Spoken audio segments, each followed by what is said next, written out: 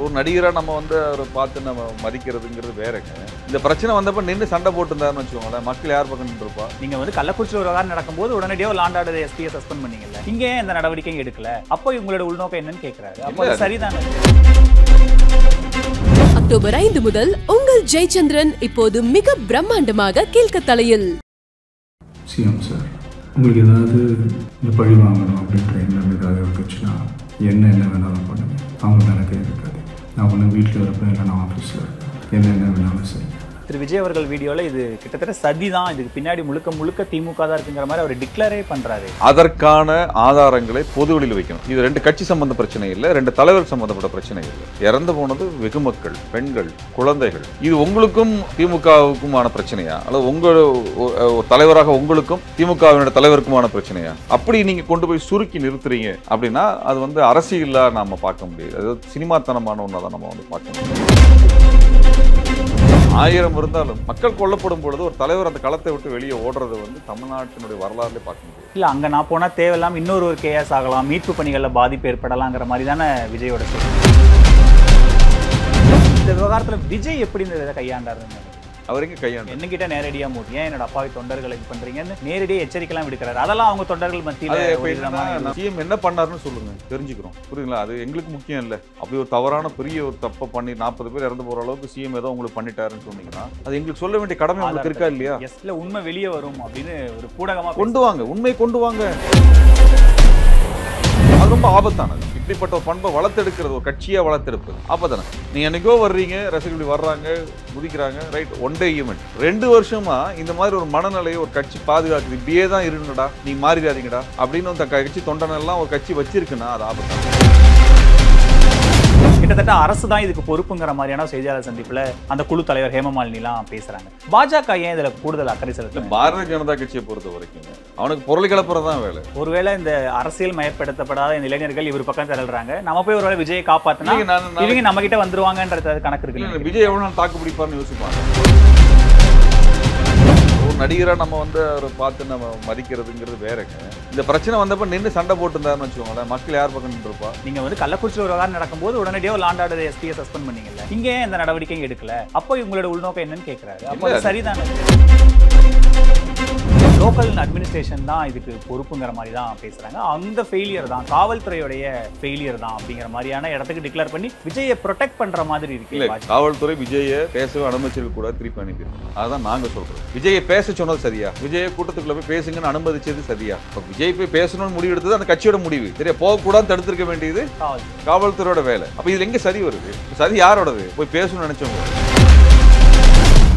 ஆச்சி Royal gulab jamun packs, 1 வாங்கினால் 1 இலவசம். அப்பவும் இப்பவும் எப்பவும் அதிரடி கலெக்ஷன், சரவெடி செலிப்ரேஷன். நியூஸ் கிளிட்ஸ் நேயர்களுக்கு வணக்கம். இன்று சிறப்பு நேர்காணலில் நம்மோடு மே 17 இயக்கத்தின் தலைவர் திரு திருமுருகன் காந்தி நம்மோடு இணைந்திருக்கிறார். அவரை வரவேற்று நிகழ்ச்சிக்குள் போகலாம். சார் வணக்கம். சார் வணக்கம்.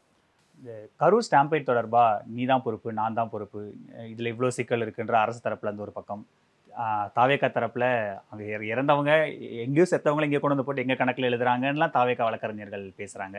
அதுக்கப்புறம் விஜய் ஒரு வீடியோ வெளியிட்டு நாங்கள் எங்களுக்கு ஒதுக்கப்பட்ட நேரத்தில் இடத்துல போனோம், பிரச்சாரம் பண்ணோம், வந்து அதை தவிர வேறு நாங்கள் என்ன தவறு செஞ்சோன்னு விஜய் ஒரு கிளைம் பண்ணுறாரு.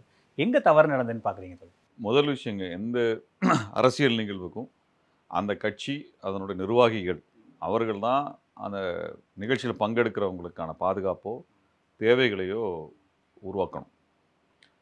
அவங்க தலைவருக்கு நம்ம எப்படி பாதுகாப்பு தரோமோ, அதுபோல் மேடைக்கு எப்படி முக்கியத்துவம் தருகின்றோமோ, அதே போலத்தான் வருகின்ற பங்கேற்கின்ற மக்களுக்கும் நம்ம பாதுகாப்போ அவங்களுக்கான வசதிகளை செஞ்சு தரணும். அது செய்யும் பொழுது நீங்கள் வேறு வெளியில் இருக்கக்கூடிய உங்களுக்கு எதிராக இருக்கக்கூடியவர்கள், உங்களுக்கு எதிர்க்கட்சிகளாக இருக்கக்கூடியவர்கள், அல்லது உங்களுடைய கூட்டங்களில் குழப்பம் கொண்டு வரணும்னு நினைக்கக்கூடியவங்களை அப்படி தான் தடுக்க முடியும். எல்லா கட்சிகளுக்குமே ஒரு எதிர்க்கட்சி உண்டு, எல்லா இயக்கங்களுக்கும் எதிர்க்கு தரப்பினர் உண்டு. எல்லாரும் அந்த பிரச்சனையை எதிர்கொள்கிறாங்க. இப்போ நாங்கள் வந்து இந்துத்துவ சக்திகளுக்கு எதிராக தொடர்ச்சியாக பேசுகிறோன்னா நாங்கள் நடத்தக்கூடிய கூட்டங்களில் அவங்க பிரச்சனை பண்ணுறதுக்கு வருவாங்க. இப்போ அதை யார் கையாளுவாங்க? அது அமைப்பு தான் கையாளும். புரியல? எங்கள் இயக்கத்தோடு தான் கையாளுவாங்க. இது அடிப்படை. ஒரு மாநாடு நடத்துகிறோம், பெரிய அளவில் எண்ணிக்கையான மக்கள் வர்றாங்க அப்படின்ற சமயத்தில் நம்மளுடைய வாலண்டியர்ஸ் வந்து அல்லது அமைப்பினுடைய பொறுப்பாளர்கள் அவங்களுக்கு என்ன பண்ணியிருப்போம், தனியான அவங்களுக்கான உடை இருக்கும், டிஷர்ட் போட்டிருப்பாங்க, அல்லது பேட்ச் குத்திருப்பாங்க, அல்லது டேக் போட்டிருப்பாங்க. அவங்க தான் எல்லா இடத்துக்கும் மக்களையும் போய் பார்ப்பாங்க. எங்கே என்ன நடக்குது, ஏது நடக்குது, யாரோ ஒருத்தர் உள்ளே வந்துட்டாங்களா, தேவையில்லாத ஆள் பிரச்சனை பண்ணுறாங்களா, இது எல்லா இடத்துலையும் பார்ப்பாங்க. இப்போ பொதுவாகவே என்ன நடக்கும்னா கூட்டங்களில் இந்த குடிச்சிட்டு வந்து பிரச்சனை பண்ணுறவங்க இயல்பாக பண்ணுவாங்க. அவங்க பாடு முன்னாடி வந்து நின்னுவாங்க, கத்துவாங்க. இது எல்லா 10 பொதுக்கூட்டம் நடக்குதுன்னா 6, 7 பொதுக்கூட்டத்தில் அது நடக்குங்க அது. அப்போ அதெல்லாம் யார் கையாளுறாங்க? கூட்டத்துக்குள்ளர நம்ம இயக்கத்தை சார்ந்த பொறுப்பாளர் தான் கையாளுவாங்க. அவங்கள கூட்டி கொண்டு போய் யார்கிட்ட கொடுப்பாங்க? காவல்துறையிட்ட ஒப்படைப்பாங்க. காவல்துறையோட வேலை அந்த கூட்ட பெரிமீட்டருக்கு வெளியே தான் இருப்பாங்க. கூட்டத்துக்குள்ளர காவல்துறை வராது. அது எந்த அரசியல் கட்சி அனுமதிக்காது. இது ரொம்ப இயல்பாக நம்ம எல்லாருமே புரிஞ்சுக்கணும். அப்போ உங்களுக்கு 10,000 பேர் வர்றாங்க, 20,000 பேர் வர்றாங்க, பெரிய அளவு பெண்கள், குழந்தைகள் இருக்காங்கன்னா, உங்கள் கட்சி பொறுப்பாளர்கள், மாவட்ட பொறுப்பாளர், மண்டல பொறுப்பாளர், பகுதி பொறுப்பாளர், வட்ட பொறுப்பாளர், தொகுதி பொறுப்பாளர்னு போடுறீங்க இல்லையா, அவர்கள் தான் அங்கே நின்று நிர்வாகம் பண்ண வேண்டும். அப்போ அவர்களுக்கு வந்து எப்படி வேறுபடுத்தி காமிக்கிறேன்? இது வரைக்கும் அவங்க கட்சியோட பொறுப்பாளர்களை வேறுபடுத்தி காமிக்கிற மாதிரி தனியான உடையோ, அவங்களுக்கான பேட்சோ அல்லது டேகோ, யாரை தொடர்பு கொள்றது அப்படின்ற ஒன்றை நீங்கள் தான் அறிமுகப்படுத்தணும். நீங்கள் தான் அந்த முறையை கொண்டு வரணும். அந்த அணியை நீங்கள் தான் உருவாக்கி கொண்டு வரணும். இது சின்ன அமைப்பு கூட அதை செய்வாங்க. இது அடிப்படைங்க, அரசியல் அடிப்படை. உங்கள் அமைப்பை பாதுகாக்கிறதுக்கு உங்ககிட்ட ஒரு படை இருக்கணும். சரிங்களா? உங்களுக்கான ஒரு கட்டமைப்பு இருக்கணும், பொறுப்புகள் இருக்கணும். யார் எதை பார்க்கணும், மேடையை பார்ப்பது யார், மைக்கை பார்க்கறது யார், வர்றவங்களுக்கு தண்ணி கொடுக்கறது யார், தலைவர்களுக்கு டீ தர்றது யார், அவங்கள எங்கே உட்கார வைக்கிறது, அதுக்கான இருக்கையை வந்து எப்படி நீங்கள் மேனேஜ் பண்ண போகிறீங்க. இது தவிர மேடைக்கு பின்னாடி ஏதாவது நடக்க போதா, அதை என்ன செய்ய போகிறாங்க, பார்க்கிங் யார், இத்தனையும் பார்ப்போம். இவங்களும் பார்த்துருப்பாங்க. இது ஈவெண்ட் மேனேஜ்மெண்ட்டு, ஈவெண்ட் மேனேஜர்ஸு அப்படின்னு சொல்லி இந்த கமர்ஷியலாக வேலை செய்யக்கூடிய ஆட்களை கொடுக்குறீங்கன்னு வச்சுக்கோங்க. அவங்க இதெல்லாம் கவலைப்பட மாட்டாங்க. தலைவரை பாதுகாக்கிறது தான். அதெல்லாம் நீங்கள் பார்த்தீங்கன்னா விஜய் மாநாட்டில் பார்க்கும்போது ரசிகர்கள் வரும்போது தூக்கி வீசுறதுலாம் நம்ம வீடியோ வந்து வெளியே வந்திருக்கு. அப்படிலாம் எந்த கட்சியில் அவங்களோட தொண்டர்களை பண்ணிடுவாங்க. அப்படி செஞ்சிட முடியுமா? அதிமுக, திமுக அல்லது கம்யூனிஸ்ட் கட்சிகள், எந்த கட்சியிலையுமே தன்னுடைய தொண்டர்களை இப்படி தூக்கி வீசி இருந்தால் என்ன ஆயிருக்கும்? பெரிய பிரச்சனையாக இருக்கும். சரிங்களா? அந்த பொறுப்பாளர்கள் பதில் சொல்ல வேண்டி வந்திருக்கும். கட்சி வந்து மேலிடம் என்ன பண்ணியிருக்கணும், மன்னிப்பு கோரி இருக்கும், வருத்தம் தெரிவிச்சிருக்கும், இத்தனையும் பண்ணியிருக்கோம். இப்படி ஏதாவது நடக்கலை. அப்படிலாம் எதுவுமே நம்ம வந்து பார்க்கல. அப்போ வந்து நீங்கள் வந்து வெளியிலேருந்து திமுகலேருந்து எங்களுக்கு வந்து சதி பண்ணிட்டாங்க, பிரச்சனை பண்ணிட்டாங்கன்னா, திமுக எதிராக தான் நீங்கள் அரசியல் பண்ணுறீங்கன்னா, திமுக உங்களுக்கு தொந்தரவு பண்ணணும்னு நீங்கள் எதிர்பார்த்துருப்பீங்க. அப்படி தொந்தரவு பண்ணுறாங்கன்ற ஒரு உங்களுக்கு தெரியாமல் அந்த இத்தனை நிகழ்ச்சி பண்ணிட்டீங்க இல்லையா, தொந்தரவு பண்ணுறாங்க அப்படின்ற மாதிரியான உங்களுக்கு ஒரு கணிக்கிற கூட முடியாமலாம் இருக்க மாட்டீங்க. கணிக்கிறீங்க அப்படின்னா என்ன பண்ணியிருக்கணும்? நீங்கள் தயாரிப்புகள் செஞ்சிருக்கணும். இப்போ குறை சொல்லக்கூடாது. இப்போ வந்து ஆனால் திரு விஜய் அவர்கள் வீடியோவில் இது கிட்டத்தட்ட சதி தான், இதுக்கு பின்னாடி முழுக்க முழுக்க திமுக தான் இருக்குங்கிற மாதிரி அவர் டிக்ளரே பண்ணுறாரு சார். விசாரணை ஆணையம் முடிவு, அவர் ஒரு கட்சி தலைவருங்க. அப்போ அவர் இப்படி ஒரு சொல்கிறாருன்னு வச்சுக்கோங்களேன், அதற்கான ஆதாரங்களை பொதுவெளியில் வைக்கணும். இது 2 கட்சி சம்பந்த பிரச்சனை இல்லை, 2 தலைவர் சம்பந்தப்பட்ட பிரச்சனை இல்லை. இறந்து போனது வெகுமக்கள், பெண்கள், குழந்தைகள், உங்கள் கட்சிக்கே தொடர்பு இல்லாதவங்க, உங்களை பார்க்க வந்த ரசிகர்கள்.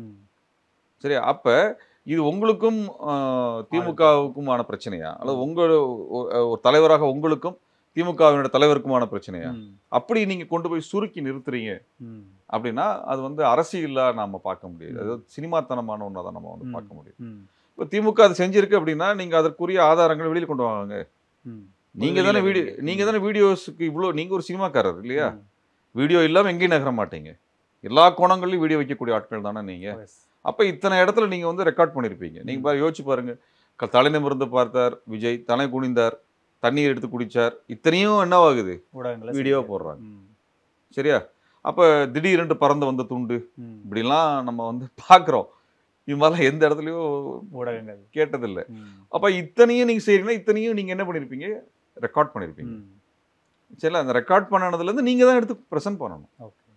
அப்போ நீங்கள் அதை வந்து ப்ரெசென்ட் பண்ணாமல் பொதுவாக நீங்கள் பேசுறது உங்கள் பொறுப்பை கை கழுவுற மாதிரி பார்க்க. நான் என்ன சொல்கிறேன்னா, அப்படி ஒன்று இருக்குது, விஜய் அவர்கள் இப்படி ஒன்று நடந்திருக்கு, சதி நடந்திருக்கிறது அப்படின்னா அதை வைங்க, அது ஆதாரத்தை சொல்லுங்கள். எல்லா மக்களும் வரோம் ஆதரிக்கிறதுக்கு. உங்களுக்கு உங்கள் பக்கம் அநீதி நடந்திருக்கிறது, உங்கள் மீது ஒரு அநீதி நடந்திருக்கு, அதனால் இத்தனை அப்பாவிகள் உயிரிழந்திருக்கிறாங்க, அதுக்கு இந்த கட்சியை தான் காரணம்னா அது ஆதாரமாக உறுதிபூர்வமாக சொல்லுங்கள். ஆதரிக்கிறோம், உங்களை ஆதரிக்கிறோம். அந்த நியாயத்துக்கு நாங்களும் போராட்டத்துக்கு வர்றோம். நீங்கள் போராட பயந்தா கூட போகிறோம், நாங்கள் போராடுறோம். அதில் எங்களுக்கு எந்த சிக்கலும் குறையும் கிடையாது. ஆனால் நீங்கள் அதற்கான எந்த முயற்சியும் எடுத்த மாதிரியும் தெரியல. அந்த இடத்த விட்டு வெளியில் போயிட்டீங்க. இல்லை காவல்துறை தான் வர வேணாம்னு சொல்லிருச்சு. அப்போ காவல்துறை சொல்றதெல்லாம் செஞ்சுட்டு இருப்பீங்களா? உங்களுக்குன்னு ஒரு எங்களுக்கு எது சரின்னு தோணுதோ அதை நாங்கள் செய்வோம். காவல்துறை தடுத்தாலும் நாங்கள் செய்வோம். அதுக்கு வழக்குகளை வாங்குறோம். காவல்துறை போராட்டத்துக்கு போகாதீங்க, அதை செய்யாதீங்க, இதை செய்யாதீங்க, போராட்டத்தை நடத்தாதீங்க, அதை மீறி தான் செய்கிறோம். புரியுங்களா? அது உரிமை சம்பந்தப்பட்ட விஷயங்கள். உங்களுடைய தொண்டர்கள் இறந்து போயிருக்கிறாங்க அல்லது உங்களை பார்க்க வந்து இறந்து போயிருக்காங்கன்னா நீங்க அது செய்யறதுக்கு வழிமுறை கண்டறிஞ்சுன்னு பேசணும். 1000 இருந்தாலும் மக்கள் கொல்லப்படும் பொழுது ஒரு தலைவர் அந்த களத்தை விட்டு வெளியே ஓடுறது வந்து தமிழ்நாட்டினுடைய வரலாறுலேயே பார்க்க முடியாது. இல்ல அங்க நான் போனா தேவையில்லாம இன்னொரு கேஸ் ஆகலாம், மீட்பு பணிகள்ல பாதிப்பு ஏற்படலாங்கிற மாதிரி தானே விஜயோட ஸ்டேட்மெண்ட். சரிங்க, உங்க கட்சியில் பொறுப்பாளர் இல்லையா? எல்லாமே நீங்க மட்டும் தானா?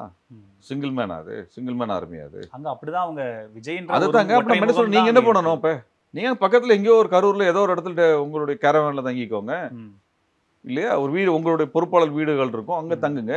அல்லது ஹோட்டல் இருக்கும், போய் தங்குங்க. சினிமா ஷூட்டிங் போனா தங்குறீங்கல்ல, அங்கே உங்களை ப்ரொடெக்ட் பண்ணுறதுக்கு தான் உங்களுக்கு யாரும் அங்கே உங்களை பார்க்க வர மாட்டாங்க. ட்ராஜடி நடந்ததுன்னா அங்கேருந்து பொறுப்பாளர் அவங்க தான்.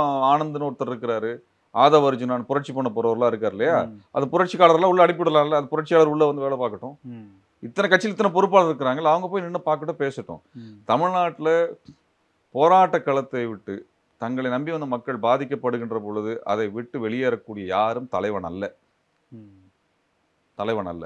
தலைவனாவதற்கான தகுதியே கிடையாது. அதில் முள்ளிவாய்க்காலில் அத்தனை மக்கள் அவளை பாதுகாப்பதற்காக நின்று உயிர் கொடுத்த அந்த மரபு தான் தமிழர் மரபு.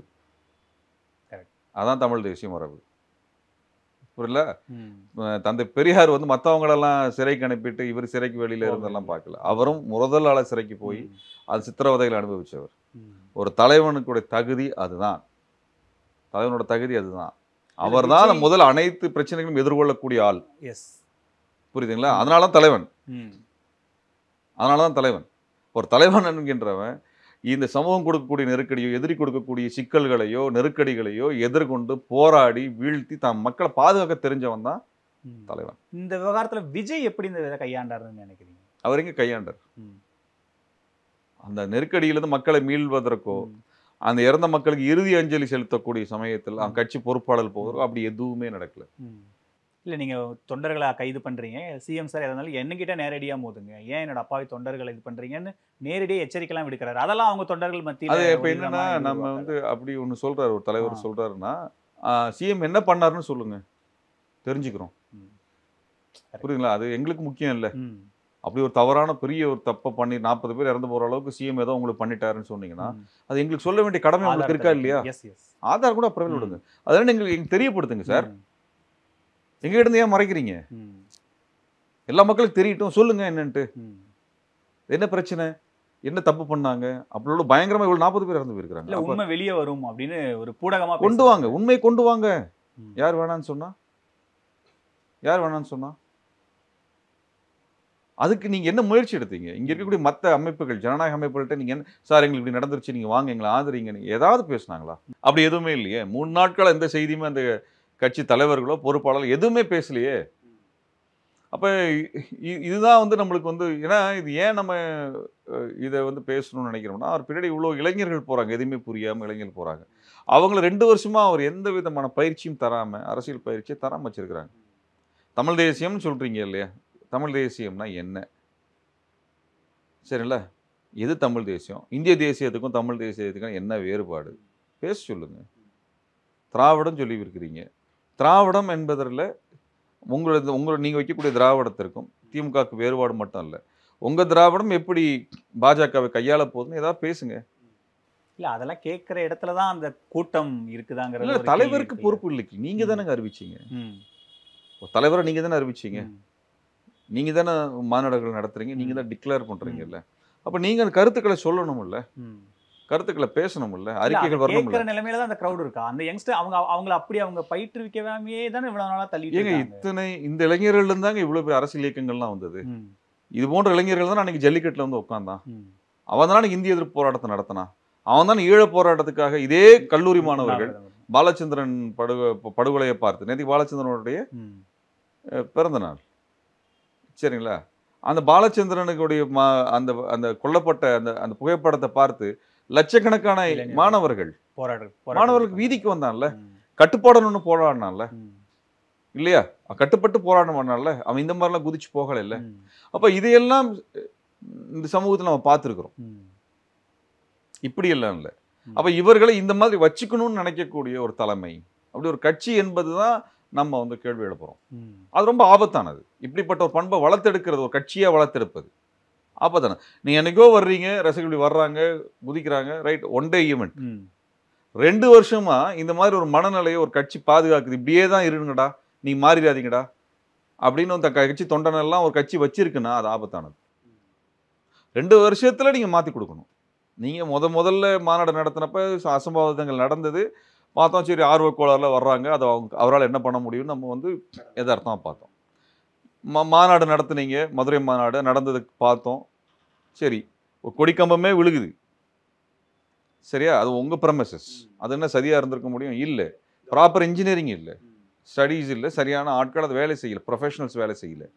அது மாநாட்டு பக்கம் மக்கள் இருக்கும் பொழுது விழுந்து இருந்ததுனால எவ்வளோ பெரிய அசம்பாவிதம் வந்திருக்கும். அதுக்கு யாரை குறை சொல்லியிருப்பீங்க? அப்போ இந்த மிஸ்ஹாப் நடக்குது. இது போன்ற தவறுகளுக்கெல்லாம் அதை வந்து நிவர்த்தி செய்யக்கூடிய என்ன முயற்சி நீங்கள் எடுத்தீங்க எங்களுக்கு தெரியாது. ஆனால் உங்கள் தொண்டர்களை 2 வருடமாக இப்படி தான் வச்சிருக்கிறீங்க.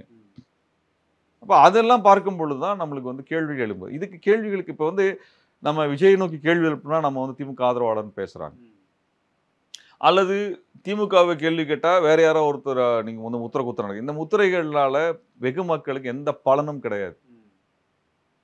41 பேர் இறந்து போனால் கேள்வி கேட்பாங்க, கேள்வி கேட்க தான் செய்வோம். வேங்கவேலுக்கு திமுக கேள்வி கேட்டோம், வடகாடு பிரச்சனைக்கு திமுக கேள்வி கேட்டோம், கவின் படுகொலையில் அந்த பெற்றோர் கைது பண்ணி நாம் மறியல் பண்ணி வழக்கு வாங்கணும், இத்தனையும் செஞ்சுருக்கிறோம். அப்போ தவறு நடக்கும் பொழுது கட்சி சார்பெல்லாம் இல்லாமல் பொதுமக்களுக்காக நின்று யோசிக்கணும், பொதுமக்களுக்காக நின்று பேசணும். அதுதான் பொறுப்பு, அதான் அரசியல் பொறுப்பு. இப்போ இந்த விவகாரத்தில் பாஜக கொஞ்சம் கூடுதல் கவனம் செலுத்துகிற மாதிரி இருக்குது. இந்த யங்ஸ்டர்ஸ்லாம் ஒரு பின்னாடி திரள்றாங்க, கிட்டத்தட்ட லட்சக்கணக்கான இளைஞர்கள் இருக்காங்கன்றத மனசில் வச்சுக்கிட்டா அவங்க உண்மை கண்டறியும் குழுவெல்லாம் அனுப்புகிறாங்க. கிட்டத்தட்ட அரசு தான் இதுக்கு பொறுப்புங்கிற மாதிரியான செய்தியாளர் சந்திப்பில் அந்த குழு தலைவர் ஹேமமாலினிலாம் பேசுகிறாங்க. பாஜக ஏன் இதில் கூடுதல் அக்கறை செலுத்தல? பாரதிய ஜனதா கட்சியை பொறுத்த வரைக்குங்க, அவங்க இது மாதிரி நிறைய ஸ்டாம்பீடு பண்ணி இந்த மாதிரி நெரிசலில் அவங்க ஆட்சியில் செத்து போனவங்க எண்ணிக்கை கடந்த 10 வருஷத்தில் 500 பேர் கிட்ட, 470 பேர், இன்னும் 60 பேர் கணக்கு வருது. சரிங்களா? 15 வருஷத்தில் இன்னும் அதிகமான கணக்குகள் இருக்குது. அப்போ இந்த லட்சத்தில் தான் அவங்க இருக்கிறாங்க. அவன் வந்து இங்கே அரசியலை செய்கிறதுக்கு காரணம் இங்கே உள்ளுக்குள்ளார ஒரு புரளி அரசியல் இருக்குல்ல, புரளி கிளப்பி விடுறது. அந்த புரளியை நம்ம நம்ப ஆரம்பிச்சிரும். இந்த கட்சிக்கு லாபமும் இருக்காது, அந்த கட்சிக்கு லாபம் இருக்காது, பிஜேபிக்கு லாபமாக இருக்கும். இப்போ ஜெயலலிதா அம்மையார் மரணத்தில் ஒரு புரளி கிளப்பி விட்டாங்க. இன்னைக்கு வரைக்கும் அதுக்கு ஆதாரங்களை கொடுக்கல. என்ன சொன்னாங்க? ஜெயலலிதா அம்மையார் சாவுக்கு சசிகலா அம்மையார் காரணம்னு சொல்லி பேசுனாங்களா இல்லையா? 10 வருஷம் ஆக போகுது அந்த டேட்டாவும் இல்லையா? புரளியை கிளப்பி விட்டுட்டீங்கன்னா சரிங்களா, இது என்ன ஆச்சு? அந்த கட்சிக்குள்ள குழப்பத்தை கொண்டு வந்தது, அந்த அவங்க சசிகலா அம்மையார் மேல பெரிய அவநம்பிக்கையை கொண்டு வந்தது. இத்தனையுமே நடந்து போச்சா? சரியா? இந்த பொருளை கிளப்பி விட்டது யார்? இதே பிஜேபி தான். இப்பவும் இந்த பொருளையை வந்து கிளப்பி விடுறது யாரு? பிஜேபி தான் கிளப்பி விடுது. அவனுக்கு பொருளை கிளப்புறது தான் வேலை. ஒருவேளை இந்த அரசியல் மயப்படுத்தப்படாத இந்த இளைஞர்கள் இவர் பக்கம் திரள்றாங்க, நம்ம போய் ஒருவேளை விஜயை காப்பாத்தினா நம்ம கிட்ட வந்துருவாங்கன்றது கணக்கு இருக்கு. விஜய் எவ்வளவு நாள் தாக்கு பிடிப்பார்னு யோசிப்பான்ல, அப்படி என்ன அனுபவம் இருக்குன்னு பார்ப்பாங்க. இதுவே அவர் ஓட்டாரு. ஒரு நடிகரா நம்ம வந்து அவரை பார்த்து நம்ம மதிக்கிறதுங்கிறது வேறங்க. இந்த பிரச்சனை வந்தப்ப நின்று சண்டை போட்டு இருந்தாருன்னு வச்சுக்கோங்களேன், மக்கள் யார் பக்கம் நின்றுருப்பா? விஜய் பக்கம் நின்று இருப்பாங்க.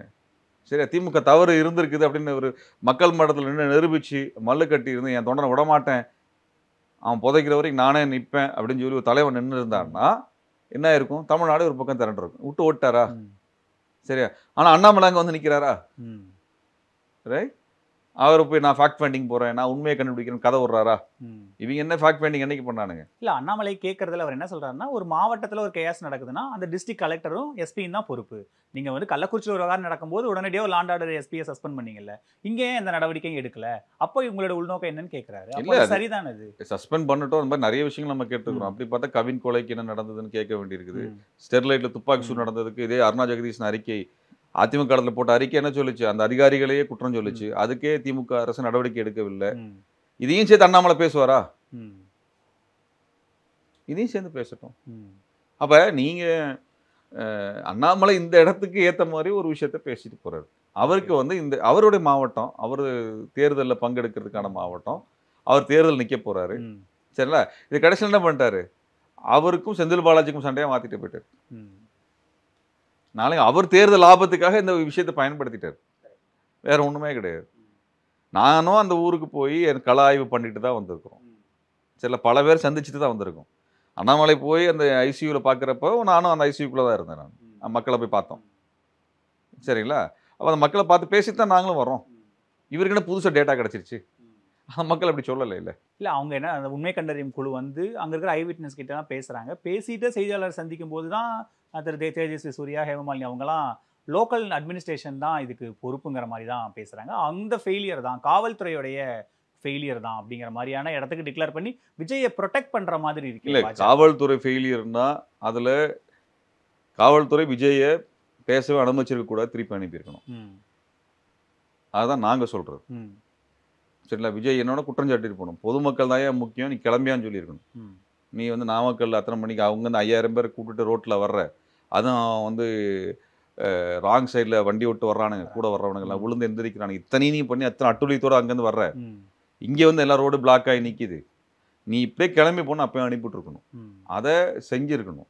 அதை செய்யாததுனால மாவட்ட காவல்துறை மேலே நடவடிக்கை எடுக்கணுங்கிறதுல நம்மளுக்கு மாற்று கருத்து இல்லை. புரியுதுங்களா? அப்போ அது என்ன, துறை சார்ந்த நடவடிக்கை. சரிங்களா? துறை சார்ந்த தவறுகள். இது சரி என்ன இருக்குது? விஜயை பேச சொன்னது சரியா? விஜயை கூட்டத்துக்குள்ள போய் பேசுங்கன்னு அனுமதிச்சது சரியா? இல்லையா? அப்போ விஜய் போய் பேசணும்னு முடிவு எடுத்தது அந்த கட்சியோட முடிவு. சரியா? போகக்கூடாதுன்னு தடுத்திருக்க வேண்டியது காவல்துறையோட வேலை. புரியுதுங்களா? அப்போ இதில் எங்கே சரி வருது? சரி யாரோடது? போய் பேசணும்னு நினைச்சவங்களோடது. சரிங்களா? அவங்களோட தான் சதி. இவங்க என்ன பண்ணிருக்கணும், இவங்களுடைய கடமையே செய்யவில்லை. அது எப்படி கடமையை செய்யாதது அப்படிங்கிறது எப்படி சரியாகும்? துப்பாக்கி சூடு நடத்தினது சதி இல்லையா ஸ்டெர்லைட்ல? அது சதி தானே. அந்த சதியை பேசியிருக்காரா அண்ணாமலை என்னைக்காவது? அவர் பேசுனது இல்லை. அது சதின்னு அருணா ஜெகதீஷன் நீதியரசரோட அறிக்கையே வந்திருக்கு. அதில் படிக்கிறவங்களுக்கே தெரியுது அது சதின்ட்டு. ஆனால் இது வந்து இவர்கள் கடமை செய்யல, விட்டுட்டாங்க, செத்துட்டான் அவன். ஆச்சி ராயல் குலோப் ஜாமன் பேக்ஸ், ஒன்று வாங்கினால் ஒன்று இலவசம். அக்டோபர் 5 முதல் உங்கள் ஜெயச்சந்திரன் இப்போது மிக பிரம்மாண்டமாக கீழ்கத்தளையில். அப்பவும் இப்பவும் எப்பவும் சென்னை அதிரடி கலெக்ஷன் சரவெடி செலிப்ரேஷன்.